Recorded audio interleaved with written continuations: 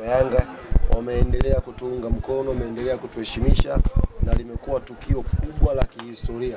Leo imekuwa habari kubwa Morocco, imekuwa habari kubwa Misri, imekuwa habari kubwa Algeria, imekuwa habari kubwa sehemu kubwa Afrika kwa sababu ya usajili ambao tumekuja kuutambulisha na namna ambavyo tumeunveil tukio letu. Wonderful. Wow. Ni level ambazo kwa Tanzania, Afrika Mashariki na Afrika kwa ujumla hakuna aliyekuwa na hiyo guts kwamba naweza nikaandaa event ya kumtambulisha mchezaji mmoja.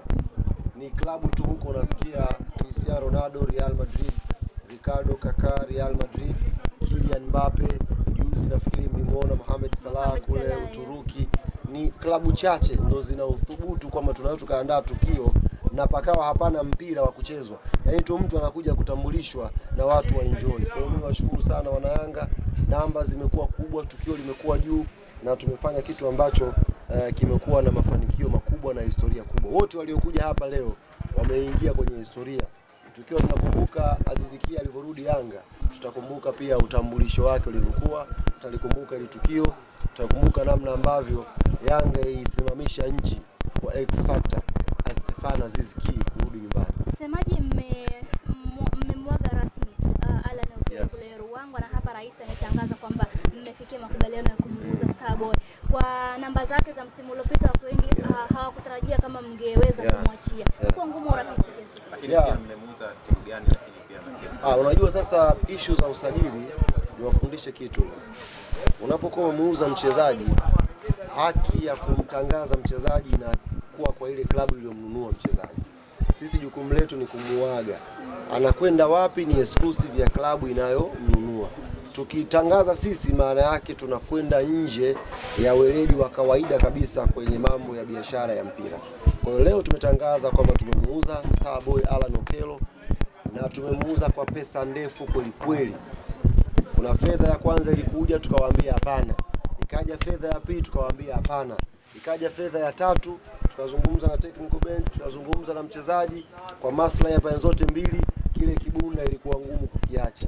Ni kibunda ambacho nafikiri kwa miaka 10 hakujawahi kutokea dili kubwa kwa maana ya mchezaji kutoka Tanzania kuuzwa kwa kiwango ambacho Young Africans tumemuuza Starboy Alan Okello. Kwa hiyo tumtakia la kheri, japo wana Yanga wamenitumia message nyingi kweli kweli. Sio kuumia tu, wananiambia kwamba hatuwezi kupiga tukio lingine tukamwaga Okello. Yaani wana Yanga wameniambia kwamba mwenyekiti huyu Starboy katupa raha msimu uliopita. Leo tumefanya tukio Jumangapi leo? Jumamosi. Hapa Jumatatu hatuwezi tukaandaa tukio KMC hapa. Tukalipa vingine tukamwaga Starboy Alan Okello. Wengi wameniambia hivyo, lakini tumie fursa hii kuambia kwamba utaratibu wa timu wanaokwenda tiketi yake ni chap kwa haraka. Yaani ni kama ndoa hivi.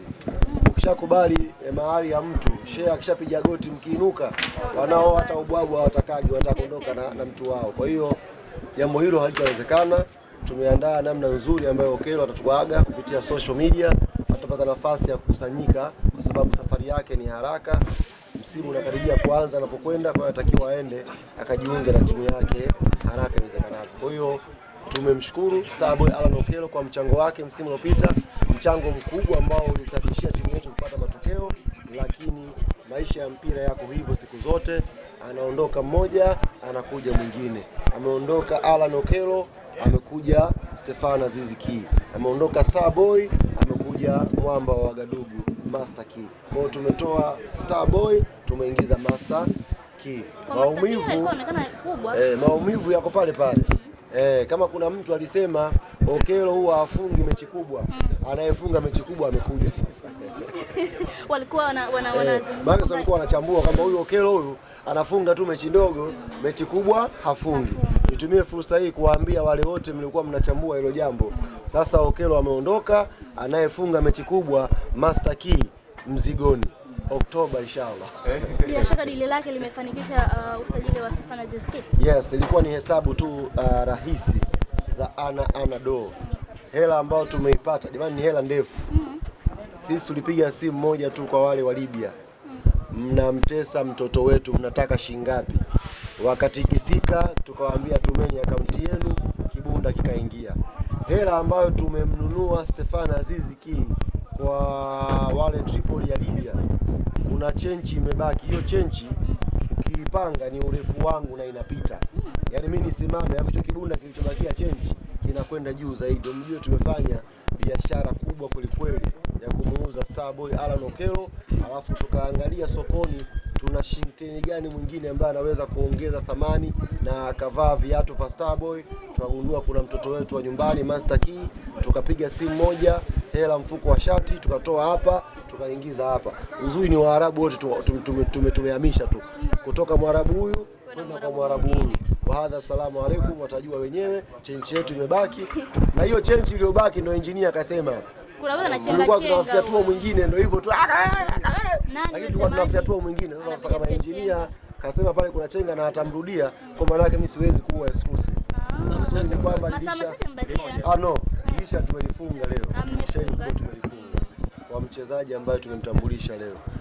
Mengine ni dirisha dogo, tutamrudia dirisha dogo. Tutamrudia dirisha dogo kwa mahitaji ya timu. Mwalimu katuambia huyu mtafuteni dirisha dogo aje. Kwa hiyo ametuchenga mwishoni hapa, lakini inshallah Mungu hai, dirisha dogo tutamrudia. Injinia hajawahi kushindwa jambo, akilidhamiria analifanyaga. Ni kama mmewahi nyie kumpata X Factor wenu kuliko wenzenu kule, bado mambo magumu. Wamempata pia wakwao. Sisi tumempata X Factor Stefan Aziz Ki, na wamempata X Factor wa Mashujaa nani? Ismail Mgunda. Msidogoshe local player, msiwadogoshe washambuliaji wazawa. Kumbe ndio X Factor wawe? Yes. Hawajasema. Mimi nawasemea kwa sababu tukisubiri waseme watakuja kupigana usiku huu. Tukisubiri waseme watakuja kupigana usiku. Kwa hiyo mashabiki wa Makolo, Yanga wametambulisha X Factor wao Stefan Aziz Ki, na nyie wa kwenu Ismail Mgunda, teka la boli, teka refu, teka lenye upara, na nyie ni X Factor wenu.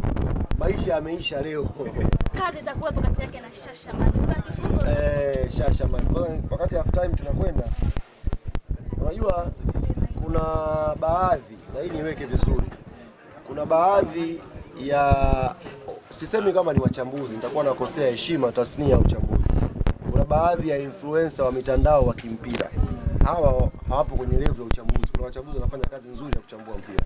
Kuna watu ni influential kwenye mitandao ya kijamii, wakachukua ile chance aliyokosa Peter Shalulile wakaifanya kama sehemu ya kummock, wakati kwa mtu anayejua mpira ile chance ilikuwa ngumu sana kufunga, sababu mpira ulipigwa na speed na ukupigwa chini, ulipigwa mpira wa sehemu ya kiuno. Kwa namna mpira ulivyokuwa na move ya tukio, kwa mtu anayejua mpira aweza akasema bana hii tumlaumu.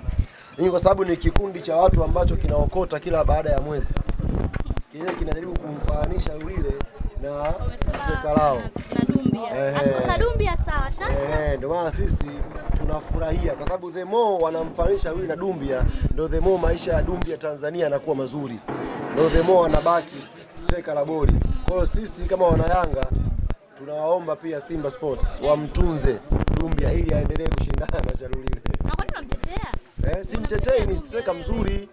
Striker ana mikimbio, ana miguu mirefu, move kama ile guu lake akinyosha ni kamba hiyo. Nilikuwa nimelewa, sikutazama vizuri. Kama juzi nilisema JB anaweza akamzidi Shalulile. Nilikuwa nimelewa. Wana Yanga wanisamee, Watanzania wanisamee. Dumbia ni another level. Ni water striker, water attacker, yani kwa ile miguu ikipigwa tu cross. Sasa hivi niko timamu kabisa